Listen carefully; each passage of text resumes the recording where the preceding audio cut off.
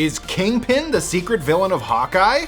Tracksuit Draculas, explosive arrows, and Molotov cocktails, oh my. The first Hawkeye trailer teased a world full of holiday-themed mischief, adrenaline-pumping car chases, and the team-up fans have been waiting for. Clint, Barton, and Kate Bishop together at last. Cosplayers rejoice. But could the Hawkeye trailer also be teasing something that many fans have been clamoring for ever since it unceremoniously disappeared? No, not the Jeremy Renner app. That can stay gone. I'm talking about the return of one of the Marvel Cinematic Universe's greatest villains, Kingpin. Ever since the Marvel Netflix shows were snapped out of existence, fans have been wondering about the fate of characters like Daredevil, Jessica Jones, Luke Cage, and of course Kingpin. I'm sorry. While the rumor mill about Matt Murdock is working overtime after obsessing over forearms that very clearly belonged to someone else in the Spider-Man No Way Home trailer, the MCU's foray into the multiverse means that the door is theoretically wide open for these fan favorites to return.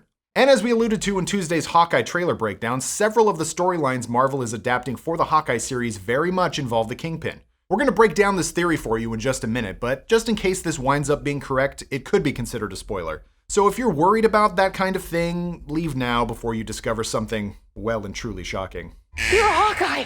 Who the hell are you? Okay, let's get into it, shall we? That's right, folks. It's officially time for King Watch. This all stems from a casting rumor that originated on Reddit. Now, obviously, as with any unconfirmed casting rumor, you should take this with a Hulk-sized grain of salt. These are confusing times. But as first reported by a moderator on the Marvel Studios Spoilers subreddit, Vincent D'Onofrio is allegedly returning to the Marvel Cinematic Universe as the adult baby of crime himself, the Kingpin.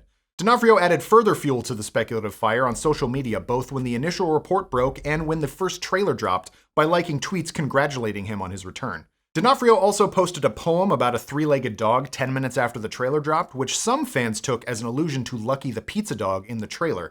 But honestly, that feels like a bigger stretch than Reed Richards in Cobra Pose. While his Daredevil castmate Charlie Cox is playing coy about whether or not he is returning to the MCU, other actors from past Sony Marvel movies like Jamie Foxx, Alfred Molina, and J.K. Simmons are all officially crossing the multiverse to play major parts in Spider-Man No Way Home. Naturally, that implies that characters from the Netflix Marvel shows, the rights of which have since reverted to Marvel Studios, would be fair game as well.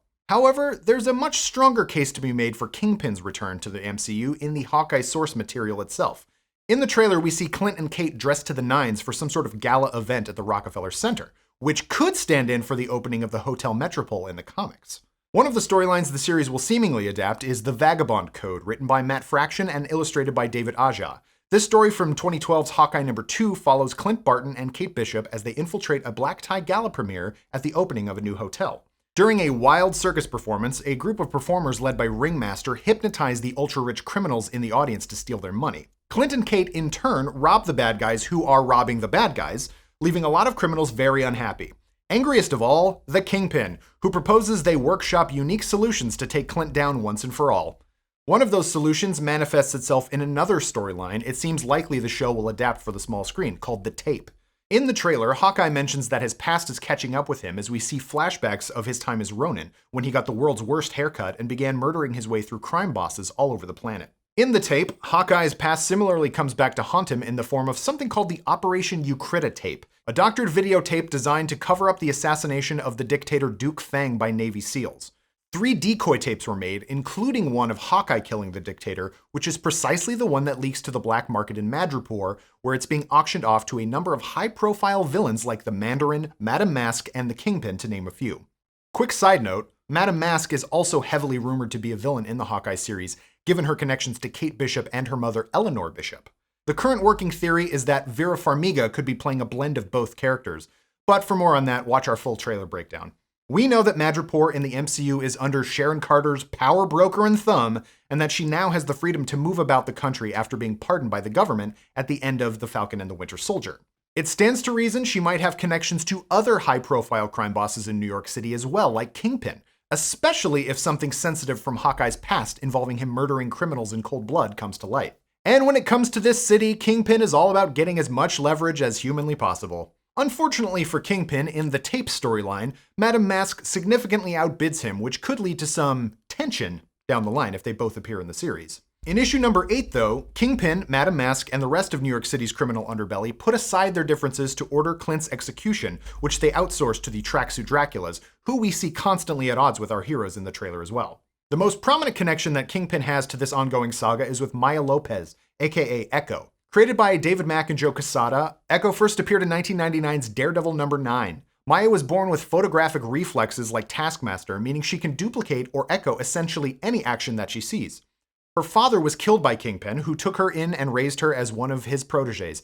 Ultimately, he convinced Maya that Daredevil killed her father and trained her to be a living weapon capable of taking him down. Based on the shot we see of her in the trailer, followed immediately by an explosive entrance into an underground auction, it stands to reason that she could be sent after Clint Barton and company to take them out, perhaps at the Kingpin's behest as revenge for one of the many, many terrible things Clint did between his family getting snapped and the end of Endgame. Echo is also helpful in Hawkeye's recovery following another traumatic injury to his ears. Hawkeye is stabbed in the ears, by his own arrows by an assassin named Clown, which leaves him mostly deaf. Clown was sent by the Tracksuit Mafia, obviously, who were in turn commissioned by Kingpin and company, obviously, to take Clint out so no one can easily trace it back. Although Kingpin looms large over the storyline, it is entirely possible that we're all getting our hopes up a la Ralph Boner. Ralph Boner? Regardless, based on the first trailer, Clint and Kate will have their hands full with the Tracksuit Mafia, who apparently will stop at nothing to make sure Hawkeye doesn't make it home for Christmas. We'll keep our ears to the ground for any other villainous rumblings until we all find out for certain when Hawkeye kicks off on November 24th. In the meantime, though, tell us, what do you think of this theory? Do you want Kingpin to return in Hawkeye? Who do you think the show's villains will be? What about Nat and Dr. Banner? Let us know in the comments below, and for more of the latest and greatest in the world of pop culture, stay tuned to Nerdist.com.